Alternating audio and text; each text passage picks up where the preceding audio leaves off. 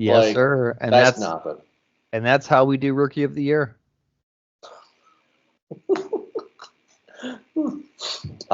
We'll pick that movie apart real quick. The beautiful movie that who is that? Gary Busey. I want to do Operation Dumble Drop. Is that with Ray Liotta? Why not, bud? And Doug E. Doug. Hello, and thank you very much for downloading this most recent episode of Movie Guys Podcast. You can download many more episodes at movieguyspodcast.podbean.com. If anybody who's listening to this has been listening to us for years, you know I'm an Alien nerd fan. And, I'm nervous for everybody listening because I'm going to not shut up and nerd out. Tonight we're talking about Alien Romulus. Eric, how the hell are you doing? I'm ready to ask you all the questions. Ask away. I'm excited. I'm excited. This is my franchise. Okay, what is Alien? Who is Alien? And why is Alien? That's what we're trying to figure out, right? Yeah, because when did this movie take place? In between Alien and Aliens. And this is about a colony, not to be confused with the colony that was in Aliens, or any other colony that is in the Alien verse. The 20th Century Fox Ridley Scott universe here. This is a distant moon, a mining colony, and about some kids who just want to get away. You know, just have promiscuous sex and run away from a guy in a hockey mask, right? That's pretty much what the setup is. That's what it is. End of movie. Roll credits. Roll credits. No, yeah, pretty much, right? So this takes place 20 years after the first Alien movie and 37 years before Aliens. So Ripley is floating in space. She's 20 years into floating in space at this time. Wonderful. And there's a lot of extreme fanboys that are like, "Oh, do you see at the end of the movie when the Romulus is crashing that you can see Ripley's space shuttle float?" No, you don't. That's just what you want to see. That would be very stupid to have Ripley's space shuttle just somehow 20 years later just glide by this area. Stop it. So how did this come about? The director Federico Alvarez. This came about because of Neil. Is it Neil Blomkamp, the guy who did District 9? Okay. Right? Is that his name? I don't know offhand. All right. Well, it's the dude that directed District 9, Asylum, and Chappie. Those movies. Yeah. Him and Sigourney Weaver are like best buds, and she's been in all of his movies. And he released about 5 years ago. He released his drawings for a new Alien movie, and it was going to pretend that everything after 2 never happened.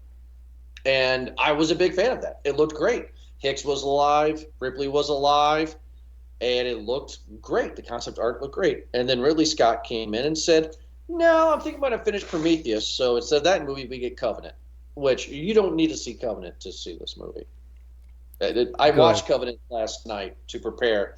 I was like, this movie shouldn't have been made. This is very stupid. Yeah, because I was doing a quick Google on those two movies because, to be honest, after seeing those two movies, I think I quickly forgot about them. Yeah, you would, because Prometheus has literally nothing to do with the universe. I remember the engineers. I remember the spaceships, which were pretty cool. I remember Danny McBride, who wore a cowboy hat. I think there's always a guy wearing a cowboy hat. Always a guy wearing a cowboy, and his name was Tennessee too. Sure enough. I feel like it's maybe a tip of the cowboy hat to a lot of James Cameron stuff, including The Abyss, by the way, who had another person wearing a cowboy hat. We about to hook it up and bring it on back home. Yeah, Covenant doesn't matter. Prometheus, I guess, matters because in the middle of the movie, they say that, they discovered this from the Prometheus project, but that's all they really say. They don't name any other names. So then tell me real quick, just to bring it up to speed, because those two movies happened before Alien, correct? Right. what are the key points in Prometheus, and maybe a key point in Covenant?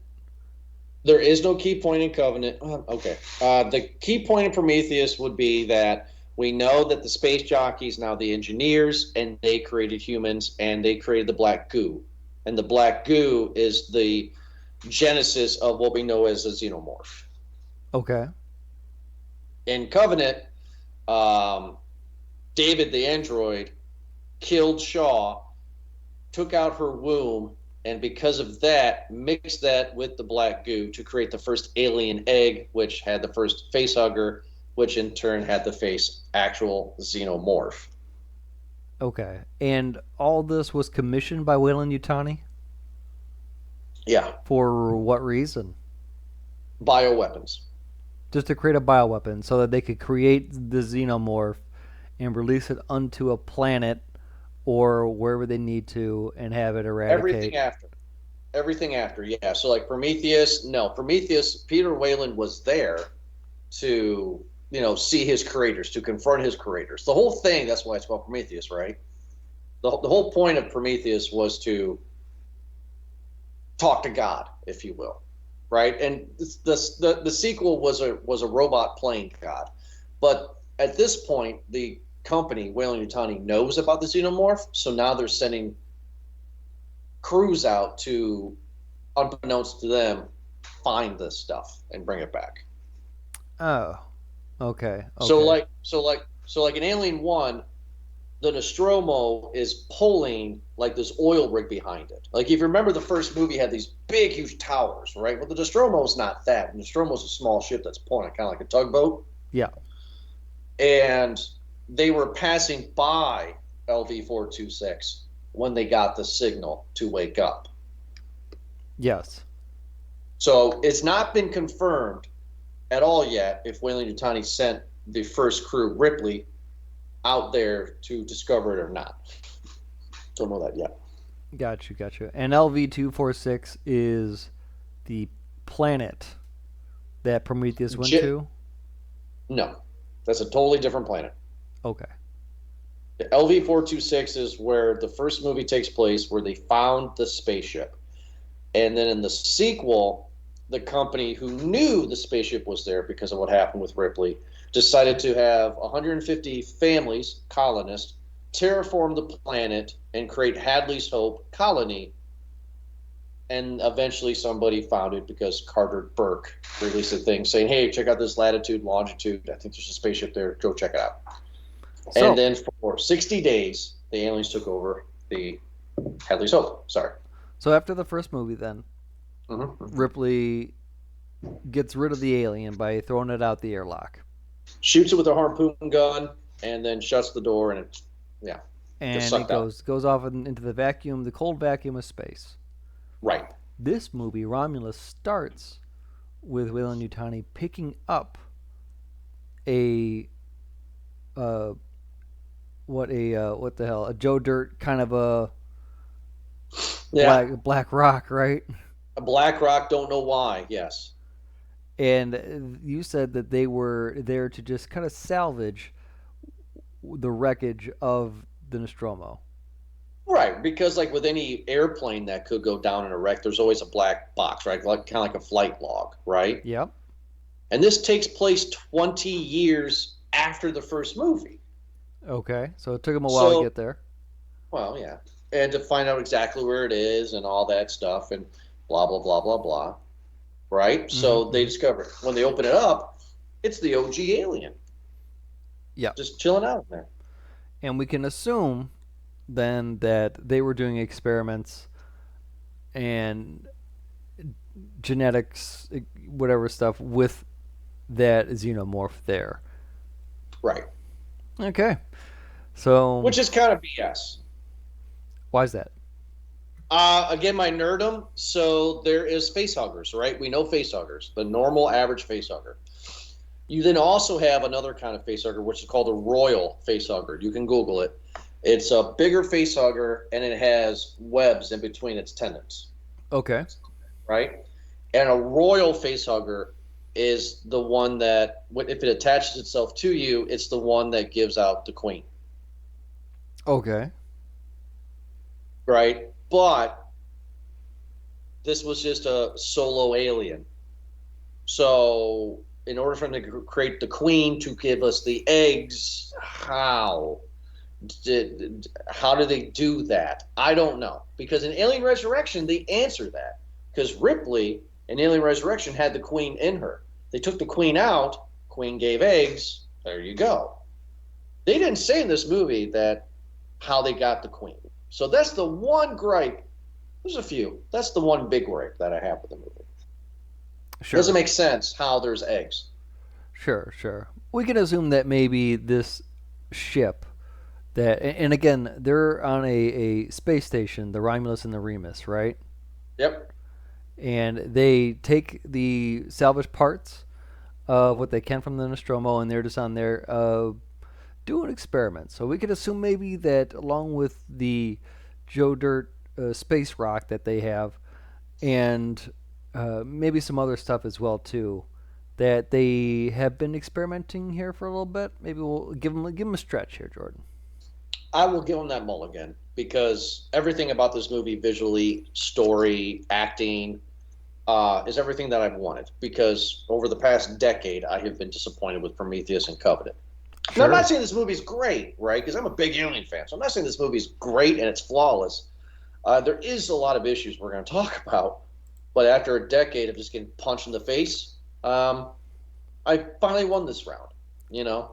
Well, it feels like you're not the only one because Fede Alvarez, who is also a big fan of the series, got his chance to make his own, and he is on a hot streak, man. This guy has been making a lot of movies that we've given, pretty good reviews for.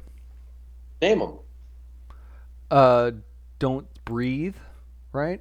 The first one, right? Because you and I dogged the second one. As we should. Yes, the first one. Evil Dead. Okay, the remake. Yep. Yep. And what else did he do? A bunch of shorts. No, his big series. He did The Girl in the Spider's Web, which we had not seen. When you say Evil Dead, the remake, it's not Evil Dead Rise, correct? Evil Dead the remake, the 2013 first one. Remake, okay, because Evil Dead Rise was pretty good. Yeah, I mean, like this guy is it's in good hands, right? This guy knows a story. He wants to tell a vision. Another complaint that I have is Ridley Scott needs to get away from this franchise because he produced this and everything. Yeah, but he's not to going to. This is obviously he is the face hugger for this franchise. Nice. Well, Cameron even watched the movie, and Cameron was like, "This is pretty good." Sigourney, I mean, everybody that was attached, all the OGs saw it and were like, "This is pretty good." What you said in the beginning, right? Regardless of all the alien stuff, the one thing that I wished I would see more of is this colony. We have this mining colony and these group of kids, early 20s. And all their parents are dead. They were born and have raised on this colony, and all their parents have died mining. Then they are slaves to Weyland-Yutani. This world, I love this world.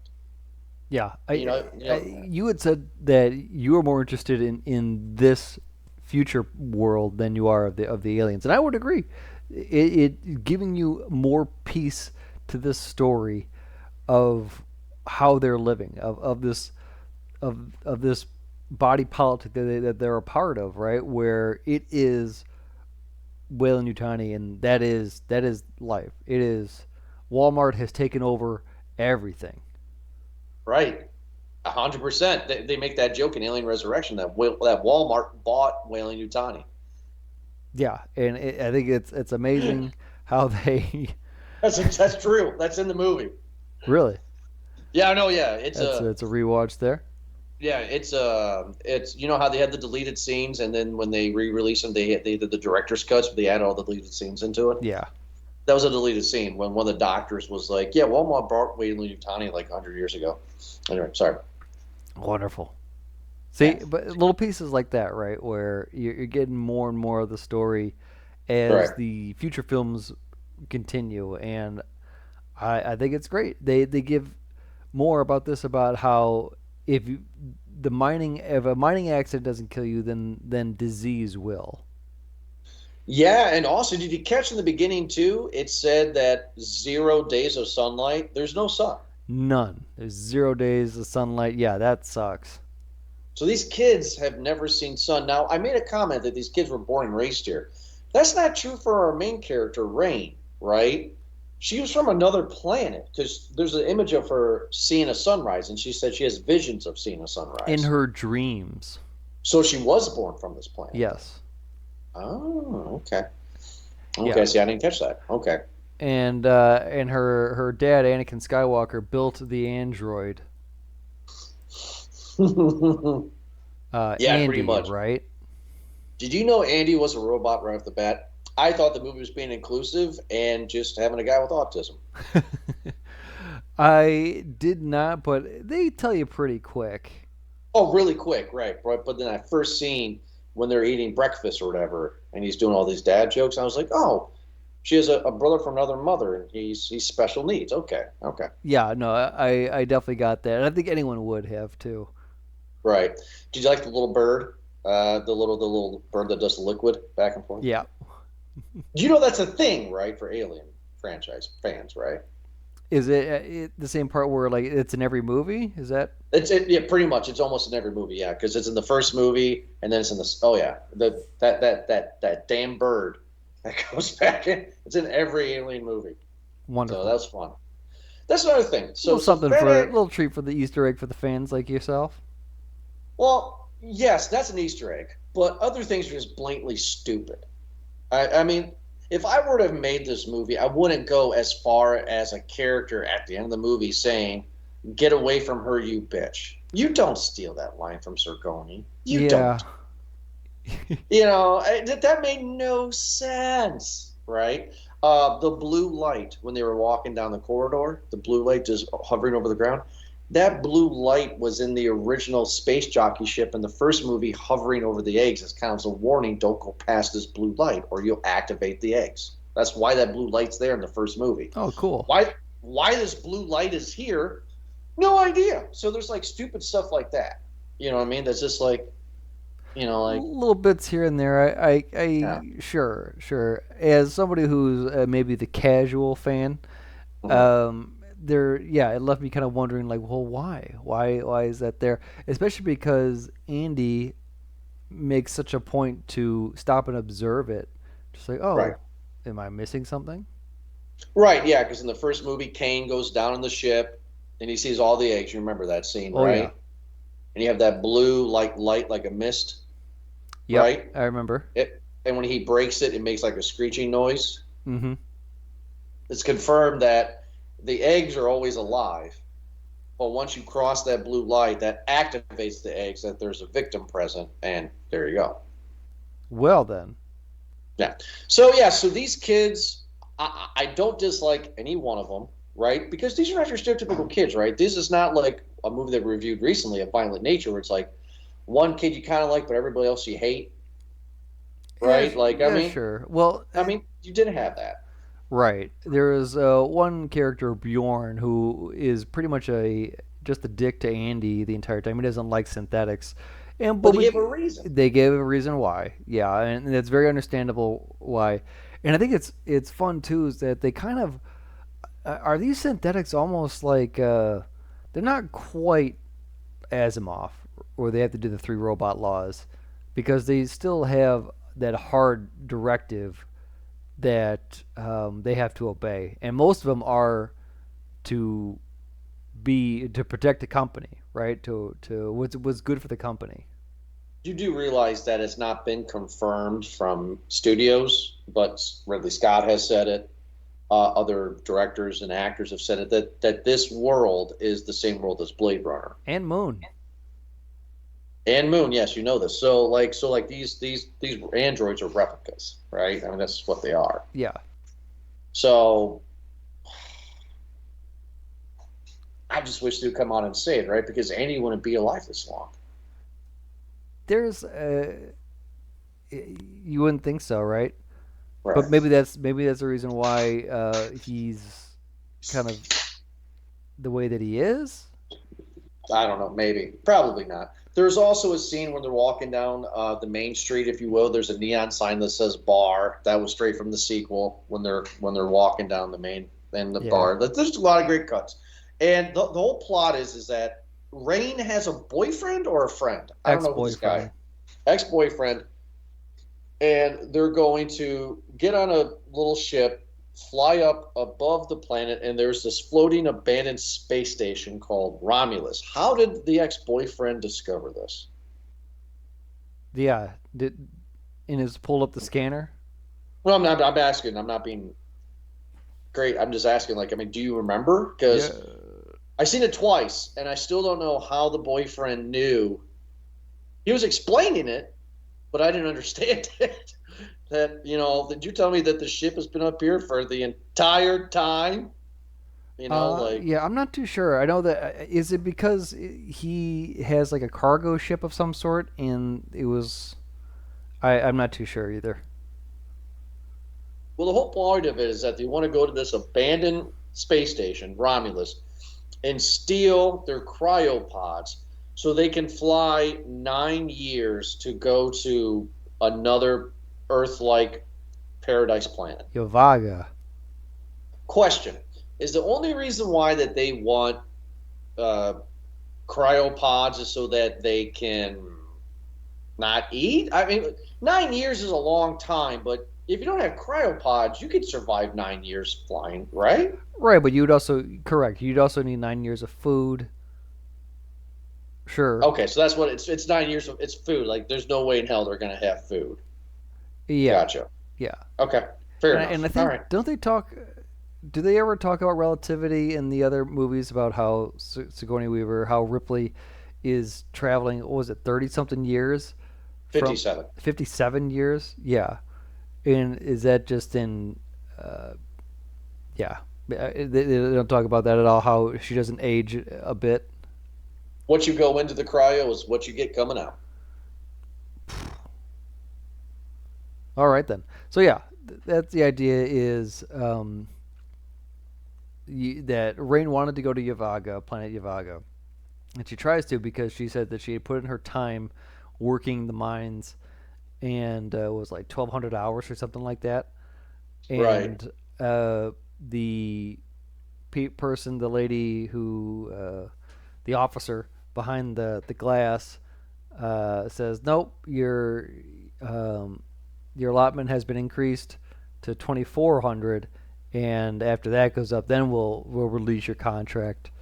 And they won't. Yeah, of course they won't. They cut to a scene where you could see like the older miners going down in the mines, and it's just like, well, she's stuck there. Right. There ain't no way you're getting out here. So yeah, she meets up with the crew, the friends there, and that's their plan. And it seems like, listen, either you do this or you could stay here and die. Which I also call BS on, because there was no police that we see or military, no colonial marines, right? They got in their little spaceship and they just went, no problem. Yeah. So if they could pack a month worth, I mean, they could have just escaped anytime they wanted to. Or am I being ridiculous on this? No, it seemed, I would agree, but at the same part, like I wonder if like fuel is a thing too. If because you could probably just with that sort of spaceship, just kind of point it in the direction, blast it, and then just turn off everything, just let it cruise, right? Just because that's how space works. But who knows? I don't know. Like those are questions, but then that's my super nerdum. All right, it's me trying to figure things out. I never seen the Millennium Falcon stop for gas, so why would I expect these two? Yeah, right. You got to go to stop at the shop and get some power converters. Right. But, yeah. One of the things before we get into the Romulus that I just want to point out that I wanted to say was Hadley's Hope, which is the colony in the second movie. They had this power plant in the center of it, which is what terraforms everything. It's a very obvious thing. And when we're on this planet, she wakes up out of her apartment window is that same exact thing. And it's like, yeah, I think that if the aliens never attacked Hadley's Hope, and I think if the Marines never came there, this would have happened to these kids. You think so? Well, yeah. I mean, like, the whole point of the families being in the sequel was to terraform and make the place breathable. I mean, okay, so how long does that take? And then if that takes a long time, what do you do after your job's done? You go and you explore more. You're a colonist. It's a dangerous job. Yeah, exactly. And who's So, to think a colony just turns into a state, turns into its own, and it's a lot. right. And then there's disease, and then all of a sudden, there's war, and then they share something called Thanksgiving together, and there you go, a nation's born. Um, God, that was stupid, Jim. But they I would get have gone more of a Star Wars type thing. Yeah, they form a council, if you will. Right. oh yeah, there you go.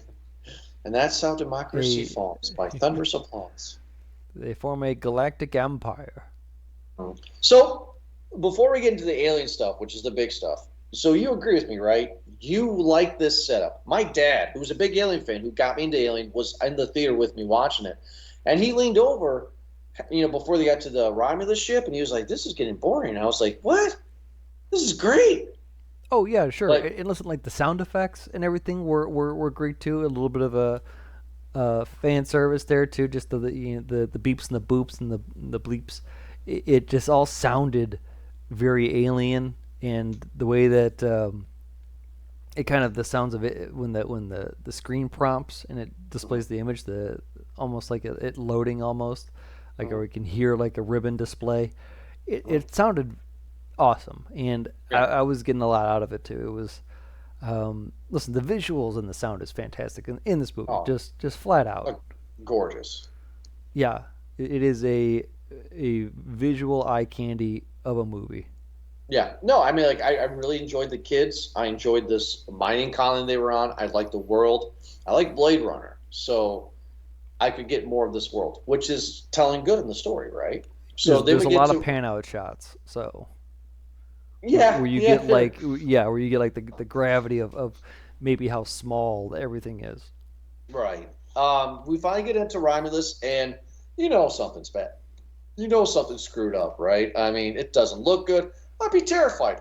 The ship. Have you played Alien Isolation? No, I played Alien 3 for Super Nintendo.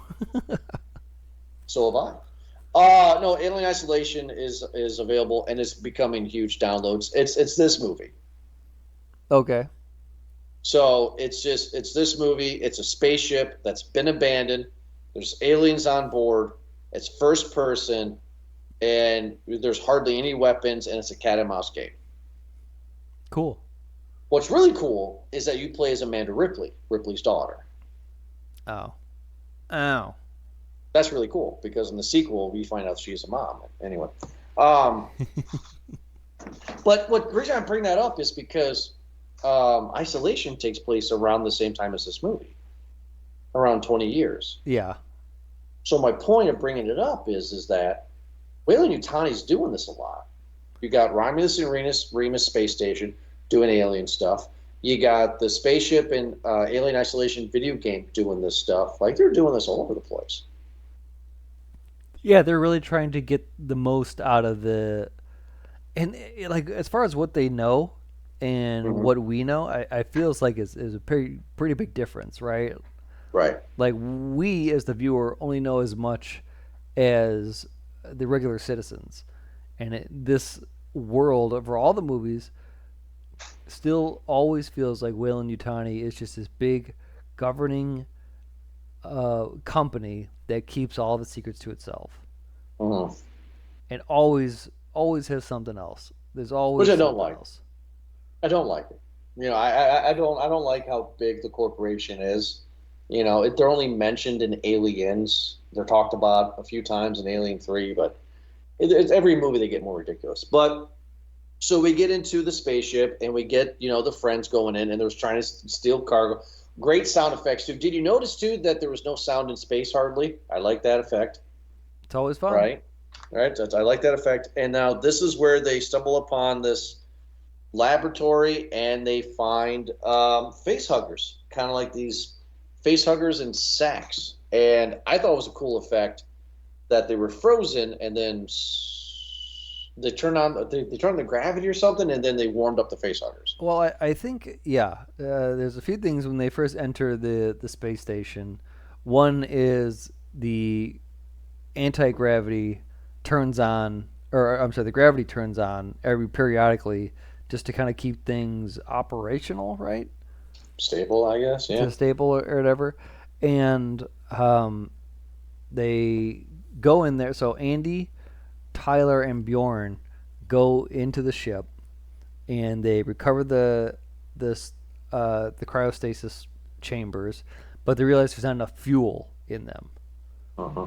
So they eject the chambers so that their ship can grab it. The was it the Corbelian,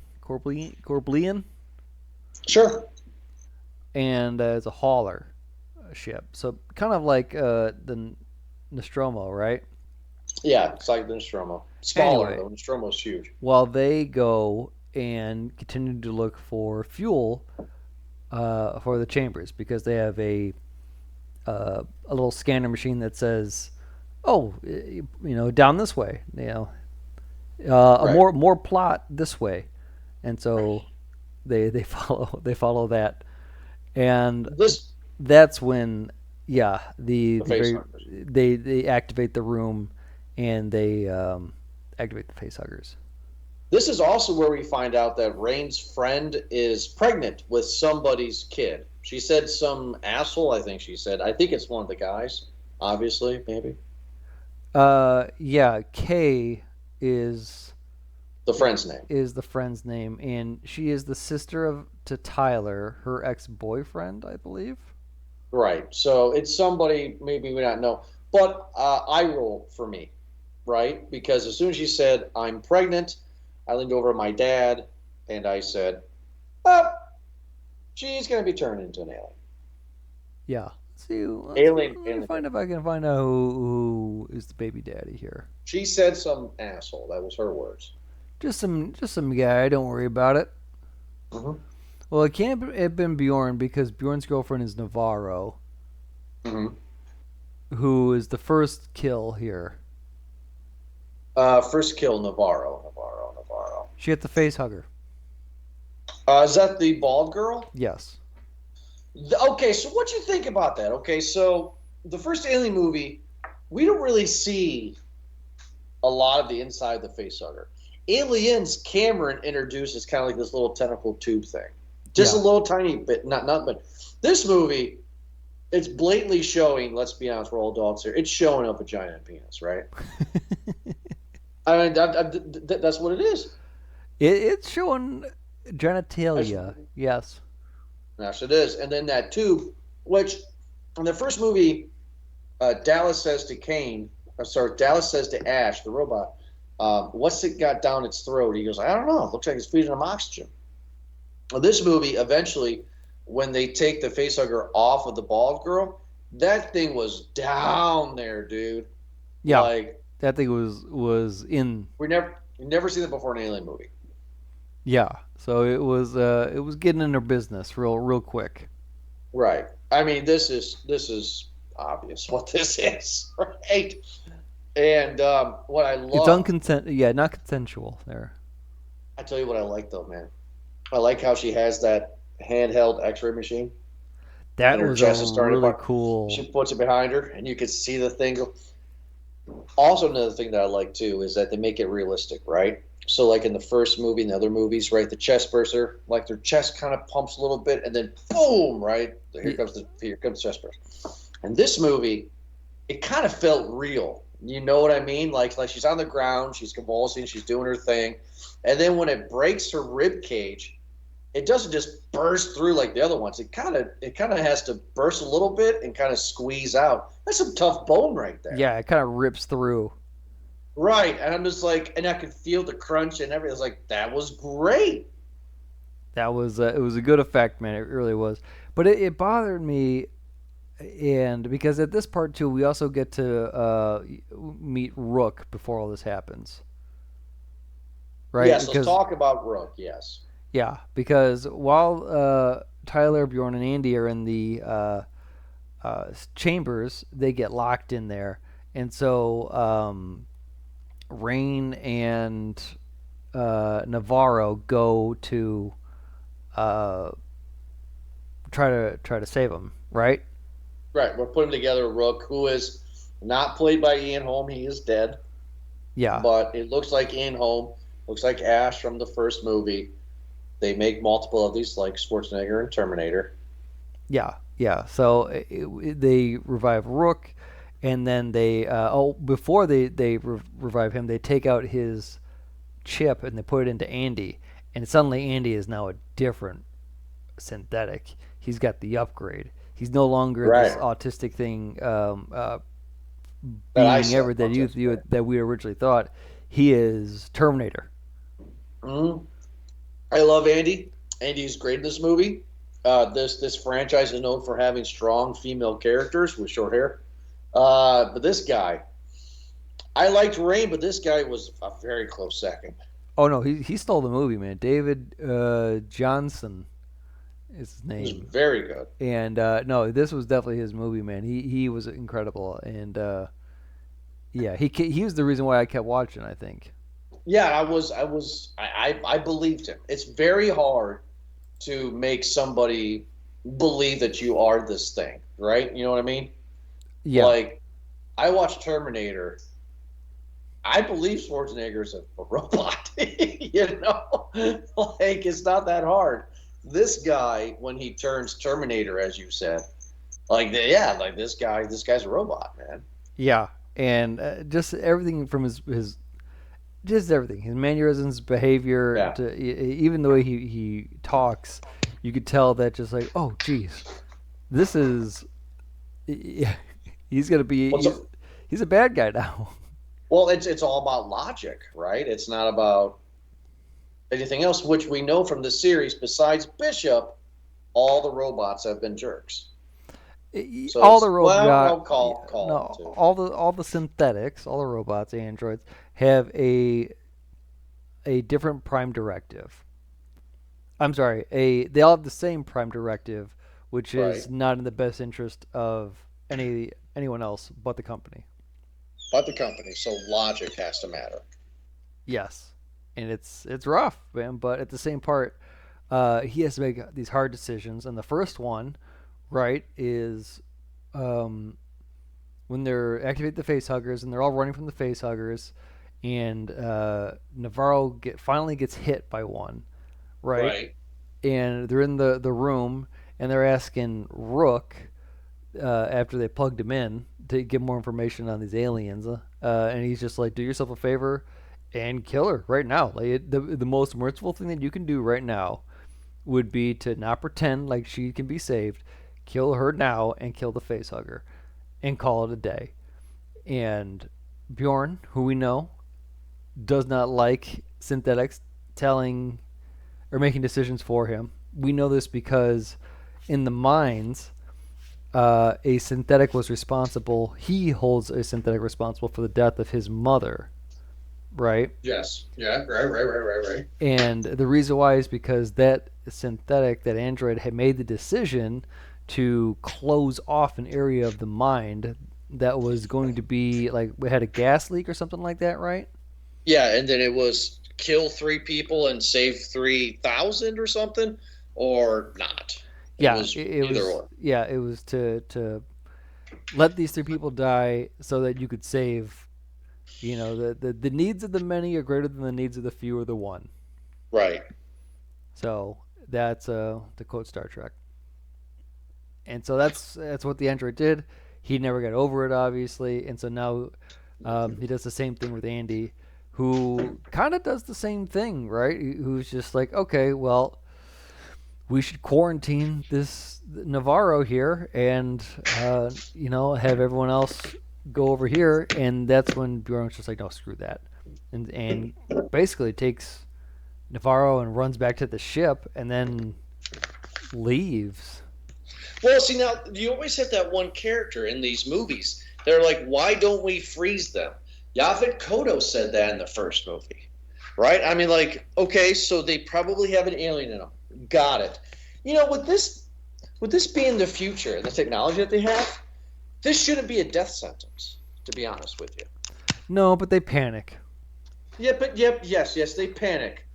But Credit to Rain, by the way, in a lot of these situations where panic sets in, she seems to quickly come up with a rational alternative. which they've been trying so hard to find a Ripley substitute, and they're not going to find it. That's not Ripley. That's not her character. No, no, definitely. Ripley's more of the not necessarily a logical, but more of like just pure instinct and gut intuition She's type of leader. she's Die Hard. No, Yeah, she's not. She's Die Hard. yeah. Whereas That's who she is Kaylee's is. like I'm sorry, Rain. The actress name's Kaylee Spaney. By the way, our second movie with her in it that we've done, so she's one movie away from Golden Headphones. What did I see her in? Civil War. Oh, she was the photographer. She was. One more, she gets the golden headphones. Do you know that every celebrity we send a pair of spray painted golden headphones to tell just write us a letter back saying to go screw off? Yeah, I believe that. I believe that. Oh, got some barley on my mustache.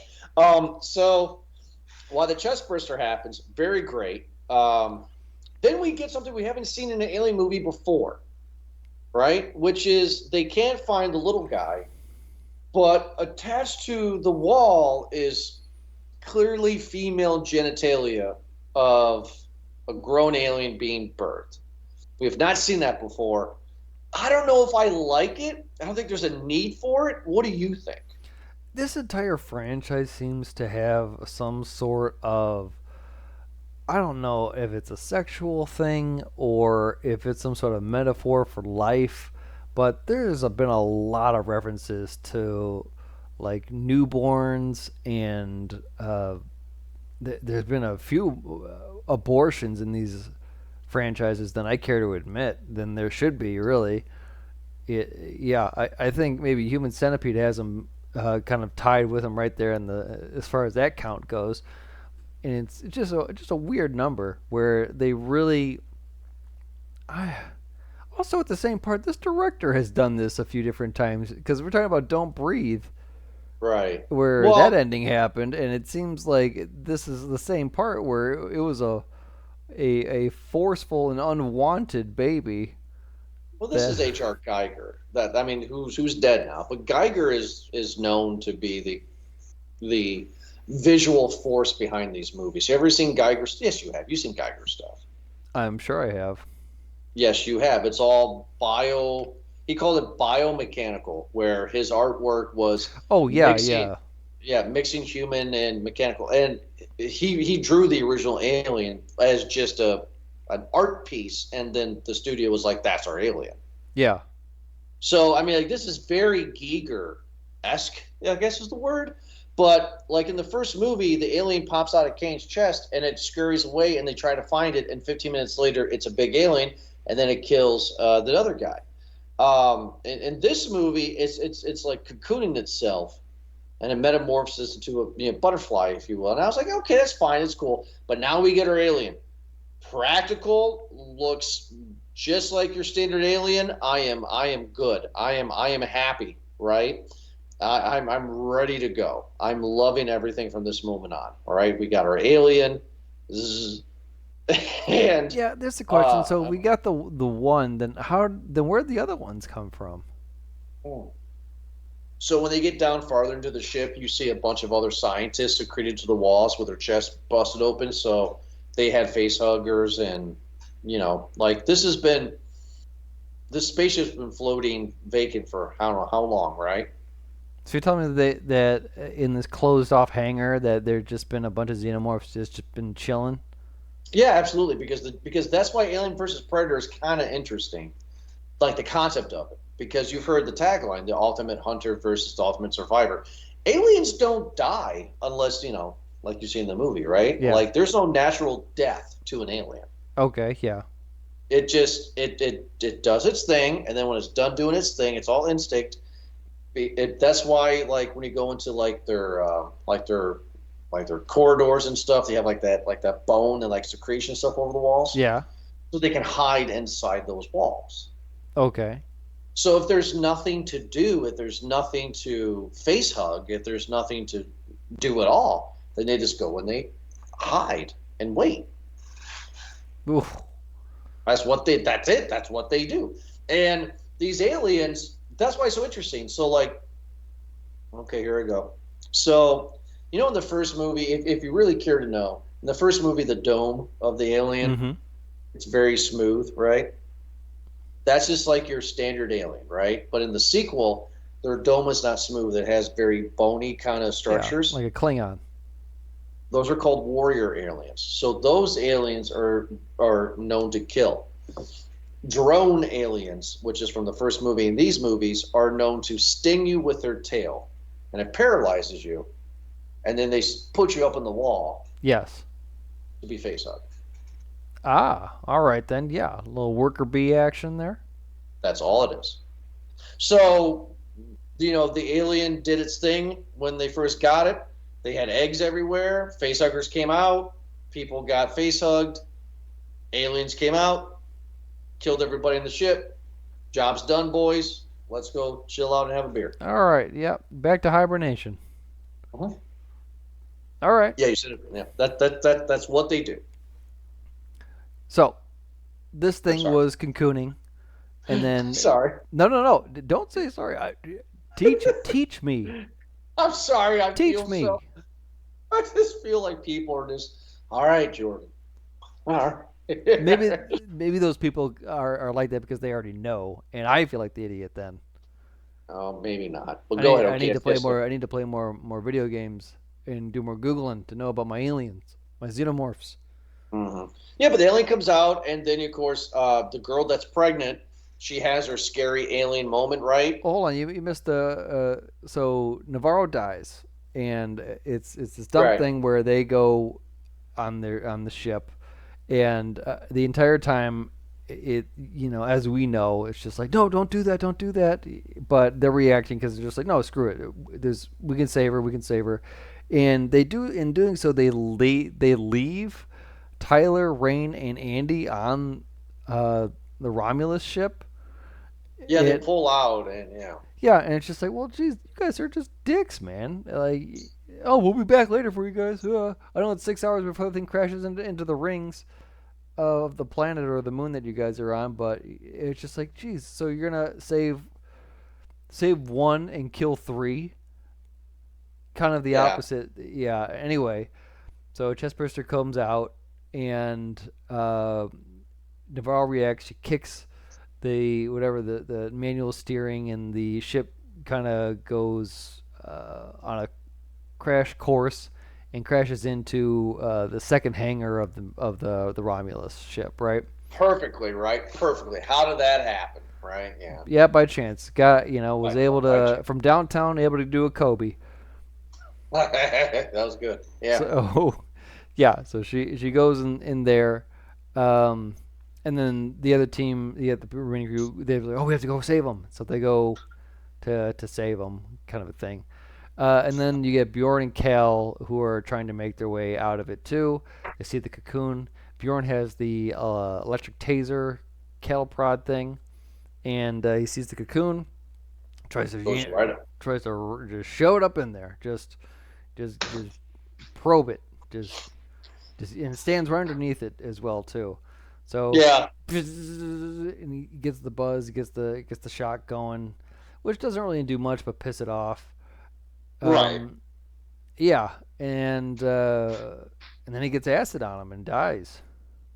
Which is a great visual, right? Because he's like, oh my god, his face is getting, which is a callback to the first movie, right? Because when the chest burster happens in the first movie, the people were like, hey, we have this cattle prod. They literally called it out, and we're going to shock the thing. Yeah.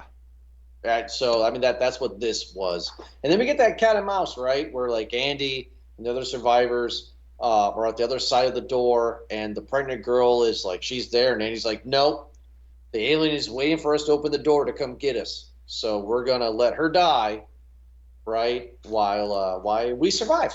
That's what's going to happen. Yep, and that's basically what happened. They were pissed off Uh, at Andy, but he made the right call.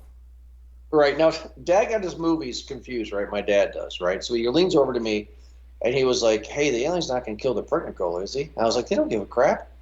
And he's like, "But I thought they don't kill people that are pregnant." And I was like, "Yeah, that's Predator, Dad." He's like, "Oh, okay." He's like, "Well, I don't want her What to sort of get." Disney movie you watching, Dad?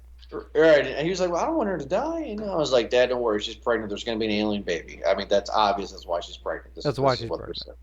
Yeah, there's no reason for her to be pregnant other tthan that. Yeah, exactly. Yeah. So she gets so anyway, she gets stabbed, little stung there by the tail, and then off they Yeah. go. Right? Off they go, and then this is where we get the backstory, right? This is where Rook and Andy we go into a science lab, and this is where Rook says that the Prometheus project and all this stuff, and they show, what happens if they put the goo on the rat. So they're saying that Prometheus is canon. They didn't bring up Covenant, but they're saying that this black goo that we have, and blah blah blah.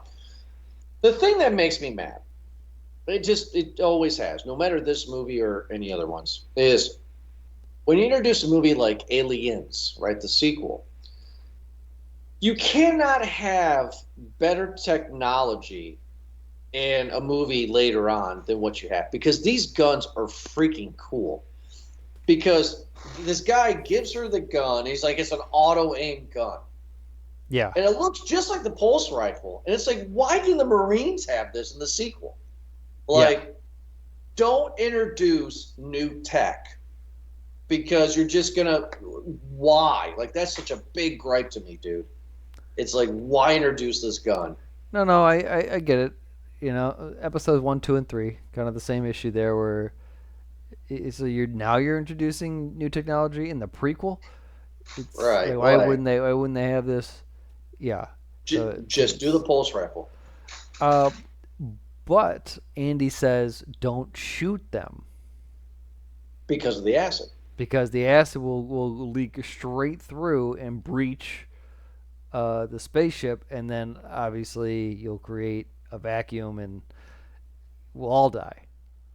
Which that didn't happen, I don't think. That in the first one, No, in this movie. it did later on. Yeah, later. No, did it? Yeah, Because that's how Rain lives. oh, okay, yeah, that's right. Okay, so after this though, right, because the rest of the movie doesn't go out the rest of the ship, right? Because the bulk of the movie hangs out in this corridor where all the aliens are hanging out and stuff, and there's an elevator there to get to their to get their spaceship, right?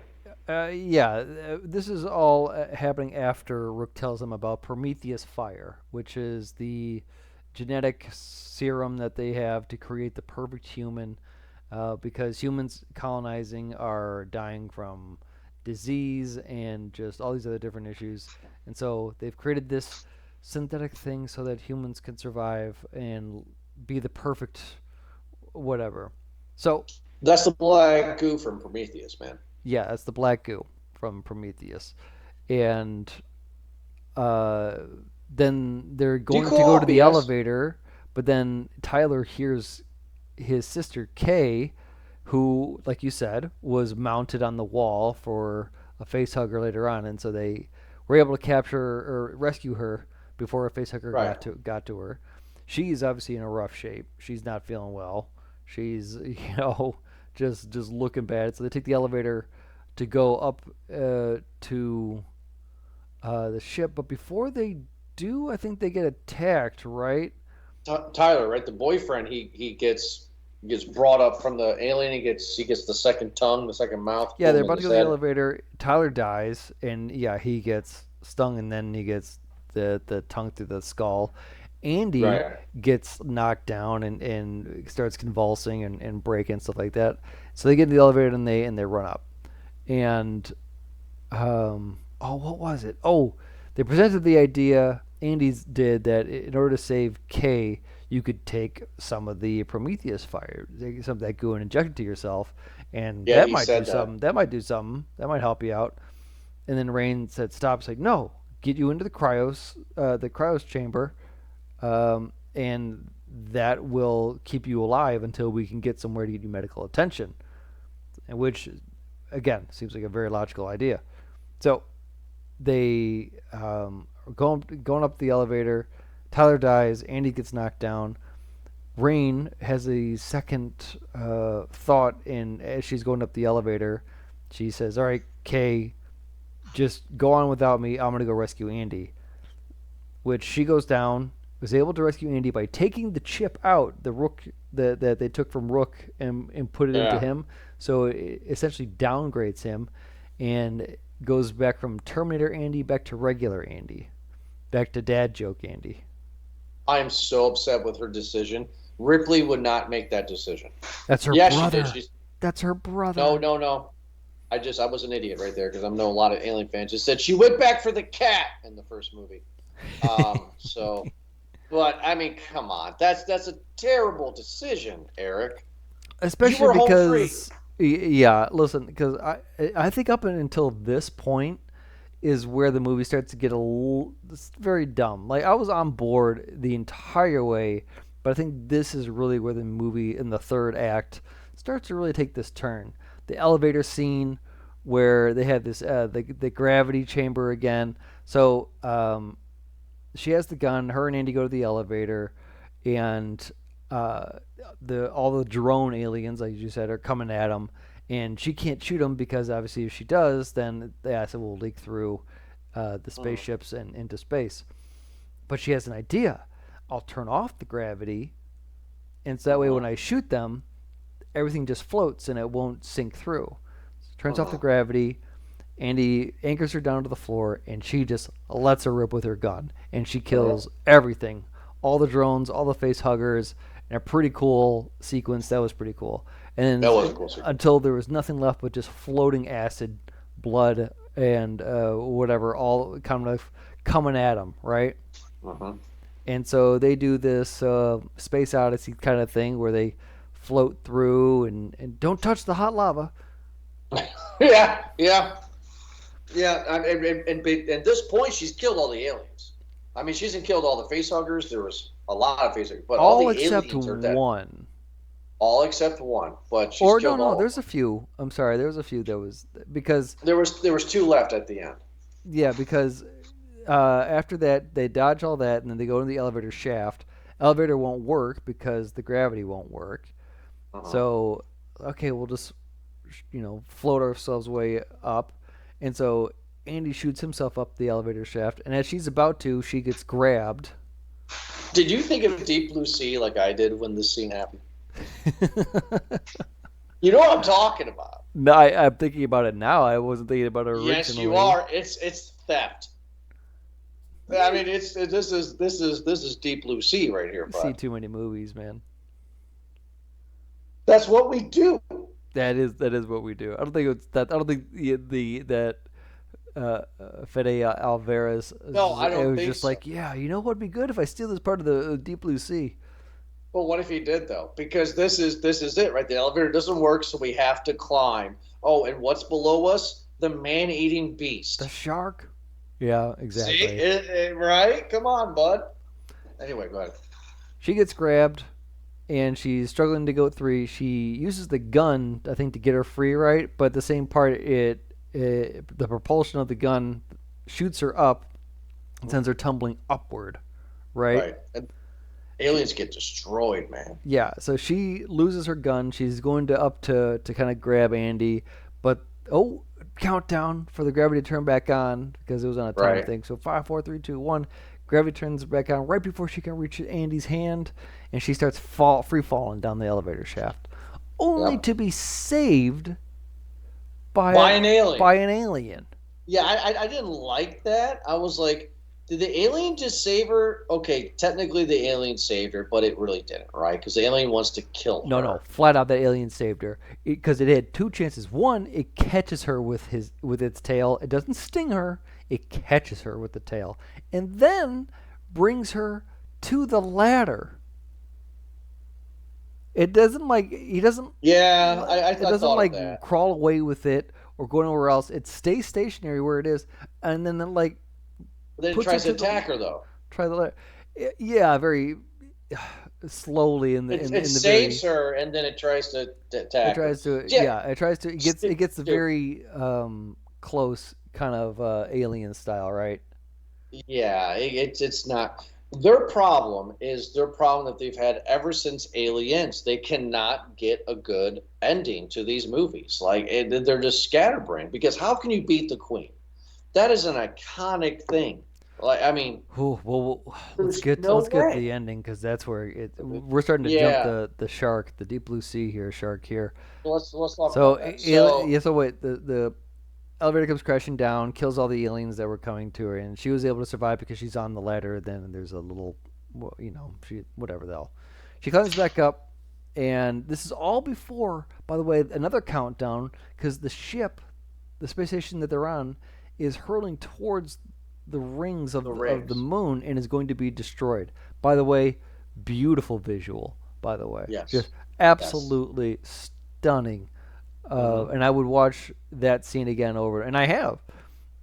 So the way the slow motion of that ship just like slowly being destroyed as it goes into the ring. I think Hmm. it was so cool to watch. She And the gets rings like this ice, like this glacier kind of thing. yeah. It's yeah. So they get into the ship. Her, Andy, and Kay. Kay at this point has injected herself with the serum. Stupid. Why did she? Well, Well, yeah, you're right because she ends up going because to the chamber anyway. right, because Rook was like, "Oh, this could save you," or right. I mean, yeah, that's right. Because Rook was on the computer screen. He's like, "Oh, do this. It could save you," or something like that, right? Yeah, he was encouraging her to hit the autopilot so that he could fly her to safety, and the idea was to fly her back to the moon that they're on, Good. Back to the colony. back to the colony. Right. So anyway, they go there. She goes in the cryo changer. Rain says, "Screw all that." Takes manual control, and by Rook as he gets destroyed by the rings, and then Which is she's cool. trying to fly Hmm. off and do her thing. And before she gets into stasis, though, her and Andy get into stasis, Kay starts having a seizure. By the way, let's talk about this. You and I Let's are talk both about it. dads. You and I are both dads. We have both been there, right? Trust me, I'm going with this one. Kay would be dead. This thing is not a baby that came out of her. This is not an 8-pound kid, which is big enough, ladies, big enough, right? Yeah. This was a grown ass man egg thing that came out of her, right? Like this thing was, she would be dead. And how she's alive and able to walk, and I don't know how that happened. Uh, yeah. This is again. She would be dead. There are a lot of parts in this act, the final act, where I'm just like, I don't know what the heck is going on here, but Yeah, because all of it's unnecessary. It really is unnecessary. right. You could have had her live. You could have had her die. It really wouldn't have made any difference to be honest. But she gives birth to this engineer alien hybrid baby thing.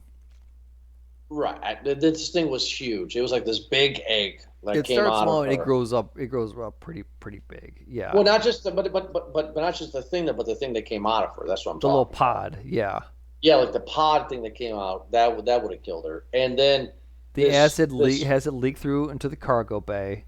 which again, how does she not dead if there's acid, Yeah, right? And then you see like a human face, right?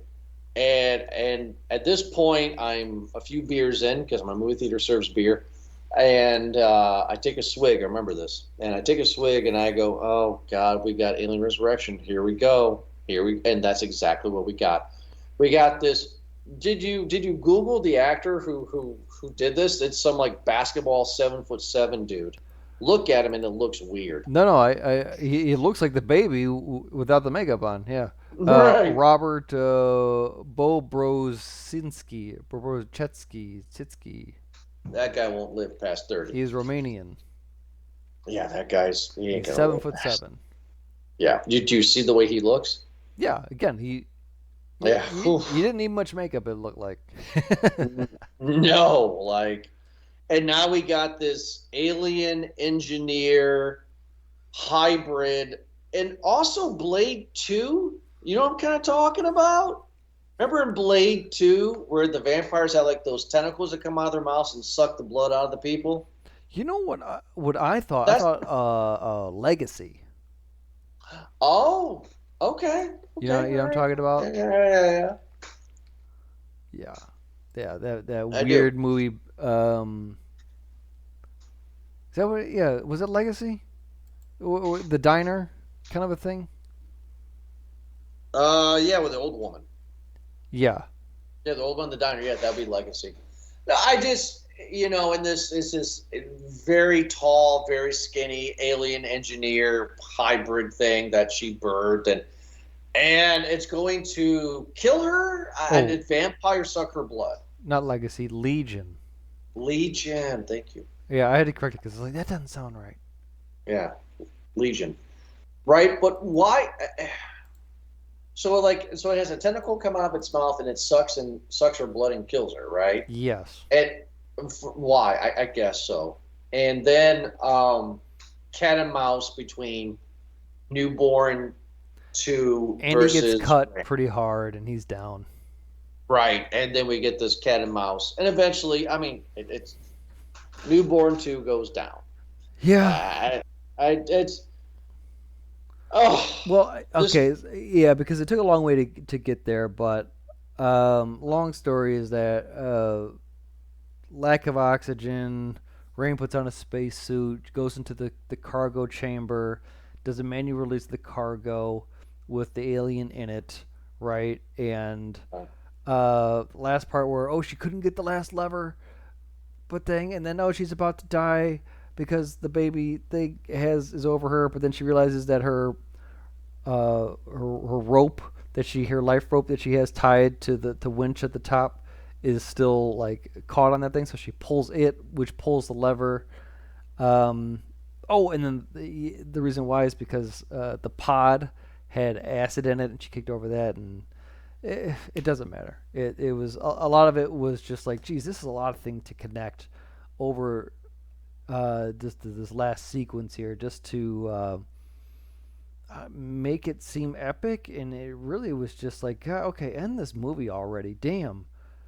right. One of my complaints is now again I know corporations lie, right? And I know in 1986 when they made the sequel, they weren't thinking about this stuff, right? I know that. But you're saying in this movie that this is 37 years before Aliens, and they say in the very familiar uh, conference room scene that there's no life forms of this ever on record. You are crazy, Ripley. You blew up the Nostromo because you're batshit crazy. Now, they could be totally lying, which is fine, right? What I don't like is Wayland Yutani's all over this, and they've known about it. So why send a group of Marines to destroy them? Because that was the whole point of the sequel. I felt like Whalen Yutani just lies, right? Like they're not going to tell anyone the truth because they don't need to. That's company business. Hmm. I guess I just find it annoying. I guess I find a lot of plot holes. I'm gonna show my hand right now. We can get into the popcorn. This movie was a large for me until the Newborn 2.0 happened. No, I agree completely because that's what it was for me as well. By the way, everyone, in case you didn't already piece it together, Rain is able to get out of the pod along with Andy. They're in Cryos chambers, and then they go. The movie ends with them on their way to Planet Yavago. Right. Allegedly. We don't know. Oh, we don't. We're right. We don't know. Probably won't know because the director said that he wants to do Alien vs. Predator 2, no, Predator 3 with the director of Prey. So we'll see how that turns out. This movie's going to have a sequel, right? We already have an Alien show coming out, which I'm very pissed off about, called Alien Earth. Have you heard about that? Yeah, you told me about it. Right, Alien Earth. It's happening in our time. That's not happening in the future, and there's no aliens in it at all. It's just Wayland Utani. It's a drama of Alien Utani. That might be Why good. call it? It may be good, but don't call it Alien Earth. Don't. Anyway, No, I'm no, not you're gonna right because after Prometheus and after what was the other one, Covenant, they Covenant. they did a bunch of like little things like a TED talk, Mm-hmm. right with Wayland Yutani, or like that thing where it was Michael Fassbender do his own little short film. So they do like these little shorts, which do work in expanding the world or the lore of the business, which I enjoy. I think that that's great. Like the real enemy is not the xenomorph. The real enemy is Whale and Yutani, and Right. I think that that would be that'd be pretty cool. We'll see. We'll see. I mean, like, Get Paul I Reiser did. back in there. I'm a big Fallout fan. I didn't think the show was going to be great. I ended up loving the show. Yeah, So we'll see how it goes. That comes out next year. Um, but yeah, I don't want to give it a medium, but I'm going to just because of the ending. This was a long episode. I knew this was going to be. Um, I think the movie visually is great. I think the story, for the most part, but for the third part, is good. I liked all the actors. I liked all the characters in it. I really, truly did. I thought they were good, and I wanted more of the mining colony. The aliens look great. You can't screw that up. Facehuggers were great.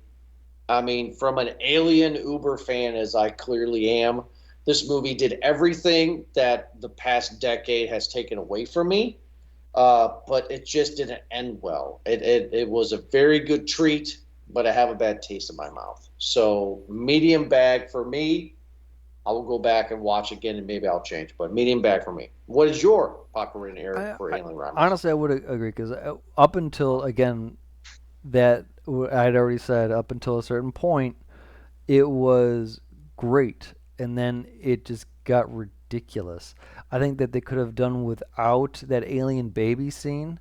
They could have gone maybe even more like Dawn of the Dead, where they could have added another character like the baby daddy into this, and have him be not getting along with Tyler, her brother, and have an extra death into it. And so, his well being would be like, all right, well, I'll do anything just to protect Kay.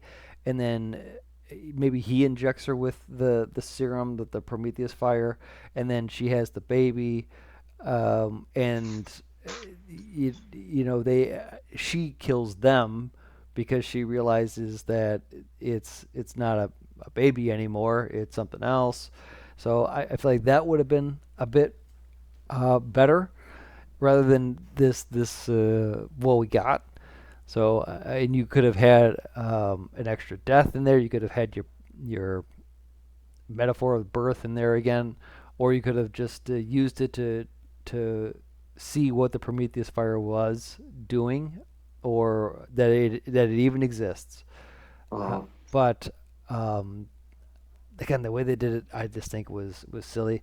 I didn't like at the end where Andy saved Rain in the elevator shaft, shoots the alien, and does the line, "Stay away from her, you bitch." You don't do That that line. that seems silly to me, and it just seemed forced. Um, and yeah, there's a lot of parts where it seemed like at the end when Rain is fighting the vacuum of space and she dumps the cargo bay with the alien baby in it, but she's still holding on, and then she's able to just like climb up the rope. Yeah, that's kind of BS, isn't it? Yeah, it doesn't seem it seems silly, but I think just those parts I think could have really made this movie a bit more enjoyable. But instead, you turn this movie into kind of like this awesome sci-fi horror to just another horror. It Yeah, at the end. Yeah, at Yeah, the end. at the Yeah. end it just kind of seemed like you really didn't. In some movies, I see where it adds to it. Perfect example would be Sunshine, the Oh, Danny Boyle oh, film. that's a great movie. Yeah. Yeah, right. Where at the end, when Killian Murphy's asking Peter how many people are on the ship, and he's expecting him to say two, but he goes, "There's three people detected on the ship." He's like, "Wait, what?" Said, "Yep, three people detected on the ship," and you realize that it's the captain from from the first mission. Spoiler, everyone, but Oh boy. yeah, that's fantastic because there's context there. It was pre-written before before it, and the way that they revealed it in the movie, I think it was fantastic. Whereas this, it just seemed to be extra just for the sake of being extra, just to add this element in there. And you really, I don't know if it was a press for time sort of thing, because how long is this movie? 2 hours? Yeah, 2 hours. It's not long at all. Fede had I mean, but this is the first time the mouse has produced an alien movie, and maybe the mouse got a little, oh, you know, I don't Yeah, know. exactly. There's a few different things I feel like you could have done differently. I liked Rook in this movie, but I feel like there may be a different way to go about using Rook in this movie. I feel like he overstayed the welcome a bit. So yeah, I'm not trying to nitpick in this movie because I really did enjoy this movie. They're just, I think, just too much. There's too much butter on this steak here, man. I don't need that whole. I don't need all that. The steak was fine where it was. So You're to be adding. clear, you're giving this a medium. I'm giving this a medium because Okay. I still enjoyed this movie more than I disliked it, and just those little parts I feel like, just like you had said before, where like I feel like I'm overstuffed here. I took too much of the fill, and now I don't feel good anymore. Yeah, I had Little Caesars. I got to go to the bathroom. Yeah, it's like, listen, it felt good on the way down, but now I gotta Right. pay the band here. Too much at the end. Too confusing at the end. Um, I yeah. would have liked a bit more Will and Utani, but I think it was just enough of that too. Like that was pretty Yeah. cool. Like a little bit more on the colony maybe, or maybe of the other colonies. I think that'd be pretty cool. Or yeah, just maybe more build in the Romulus ship as well too, because in the first Alien, that first hour is nothing but just build. The chest burster happens in the first 35 minutes. Yeah, so it's like a lot of that though is just build, like it's just dialogue, and Right. yeah. So I think take your time a bit more and build the world a bit more before we get into the action horror stuff. But listen, I like this movie. I'm gonna watch it again probably. I know you will Yeah. too. No. Yeah. Oh, yeah. I watch again more than Covenant. I think it's a good movie. I enjoyed it. Like I said before we close, I've had a decade of bad alien movies, and finally something to look forward to. This movie is good, but overall, medium bag for Eric and I. Everybody who's listening to this, keep on listening. Thank you. We appreciate it. Check us out at movieguyspodcast.podbean.com or wherever you get your podcast from. And Eric, thanks so much for joining me. We'll be back next week for another awesome episode. Have a good night.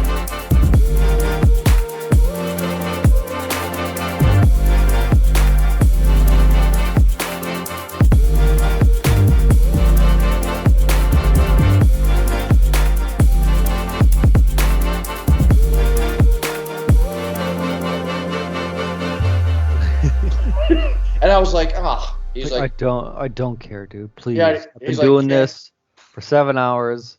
Either And- order or kill me, one of the two.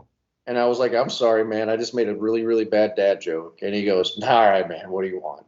So I had tacos, chicken tacos with corn, lettuce, cheese, and the hot sauce. Ooh, baby. And by the second taco, because you get three of them, by the second taco, I looked at Gina and I was like, I don't know if we're going shopping, bud. And she's just like, really? I was like, I don't know. And we'll see. Buddy, you're over 35 now. You can't be getting that hot sauce like you used to. I eat hot sauce every day. I have serrano peppers every day. Well, I think we're getting close. Detective Eric is putting his cap on here. And I think we're getting a little close to the culprit here, but They said that spicy food and onions are good for your metabolism. Who is they? Doctors. They say it's good for your metabolism, and it's good for your overall health to have spicy food. Well, yeah, probably because you're getting rid of it a half hour after you eat it. Yeah, we got in the truck, and I let one go, and Riley was like, "Dad, that smells like a sewer." And I was like, "I know, I'm sorry, bud." And I looked at Gina and I said, "We gotta go home." I mean, like, I'm telling you, I'm not a doctor, but if you eat something and a half hour later both sets of lips are inflamed and red, it's not good. Yeah, it's amazing. This is something I've been dealing with my whole life. I used to put hot sauce on everything. I'm talking red pepper flakes, sriracha. I get that fragrance out of the way. People say it's like, oh, it's hot. It's like, no, it's not. That stuff's water. Give me the Diablo Verde. Right. Put it on there. Don't just dab it. Put it on there. Like putting hot sauce in your burrito, baby. Put hot sauce on my burrito, baby. I had to. Go ahead. I'm sorry. I'm not a smart man, but I know what hot sauce is. Let me interrupt you, please. Go. And then there came a point in my life where I was growing my own habanero peppers. Oh, yeah. And the body just said, oh, no, we're not doing this. I don't know. What do you think you're doing? You're not 22 anymore. You're an old man. You can't do this. You can do a hint of habanero, maybe in like a salad here, Eric. But no, you can't be doing this with your breakfast. You can't be cutting up, putting that on your eggs. It ain't happening. Burrito, forget about it. Go sit down in the corner with a dunce cap on, buddy. You're an idiot. And it just came a point where I had to accept that as much as I love spicy foods, and I'll try to sneak it in as much as I can, but I can't put it on and crap or anything. I just season stuff now. Because before, I just put it on there just to feel something.